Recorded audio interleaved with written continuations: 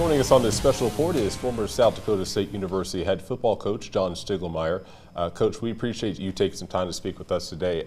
How do you assess this current landscape of college football? Once you factor in NIL, when you factor in the transfer portal, is it worse? Is it better in your opinion? My easy answer is this. I'm glad I'm 67 and not 47, all right? And in the heat of it. I think there's some real positives for all the changes. I think the negative would be, in general, the lack of control, the lack of rules, and so on. That I think that happens quite often, that when you change something, you look back and you adjust. How would you say this affects even a top-tier FCS program? Is it a big sway, or how much of an effect does this have at the FCS level and for programs like South Dakota State, North Dakota State? How would you assess that?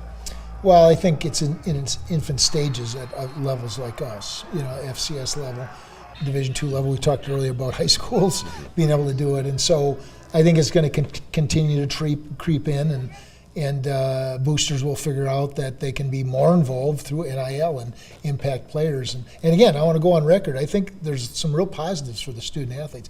We had a number of student athletes that if they had extra money, they would send money back home to help their families out. So no one ever says that. Did you ever become or feel like you were a victim of your own success in terms of the transfer portal?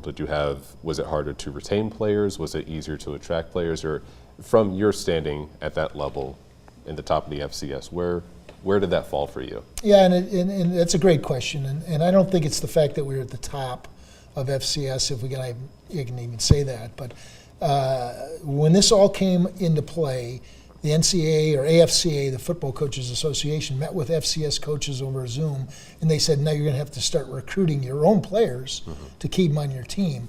And I don't think that's the case unless you don't have a good culture. And then you're trying to, backpedal and get them on your side. South Dakota State had a great culture. We did a great job of evaluating guys before we offered them a scholarship, that what's best for them. They fit, right? And we wanted them to fit. And so we didn't have to recruit guys. I didn't worry about it. I do think the positive with that is a young man's worked all this time to play football. He's got a younger guy in front of him. This is an opportunity to go play football, what he's worked so hard at. Do you value anything differently in terms of you would prefer to get a kid out of high school as a senior in high school, or do you look for the experience in someone that's transferred by chance, or does that weigh into your hierarchy of thinking now? The only time we looked at transfers is when we thought it was the best thing for the football program. And so it would be easy to look at your depth charts and say, look at the transfer portal and say, this guy's going to be better than the guy I have. We never did that. We have an injury casualty, an academic casualty. You got to improve your depth. Chris Oladokun, who's with the Kansas City Chiefs, is an example of that. We needed a quarterback. Our top two were hurt, and we need an insurance policy, and he ended up being a starter. So, I think it's good. In terms of a high school senior, junior that's trying to navigate this, what do you tell for them navigating this in this new realm? Is there something that you want your recruits to focus on? Is there something that you're looking at for a specific person that would succeed at the next level?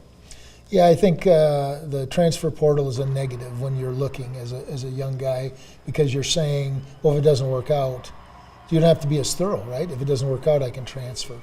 The NIL, to me, is frosting on the cake. And so I'm going to go back to before all these things happened and say, what are your priorities? What do you want for a degree? What do you want for a culture of the football program? What do you want for your parents or guardians to be able to watch you? Those are the things that last in the end. And I don't think a guy's ever going to leave a school and claim his experience was great because he got NIL money. I don't think that's going to be the case. It's going to be the people that he was around. Former South Dakota State University head football coach John Stiegelmeier taking some time to speak with us on this special report. We thank you again for your time. You bet. Thank you. We'll be right back after this.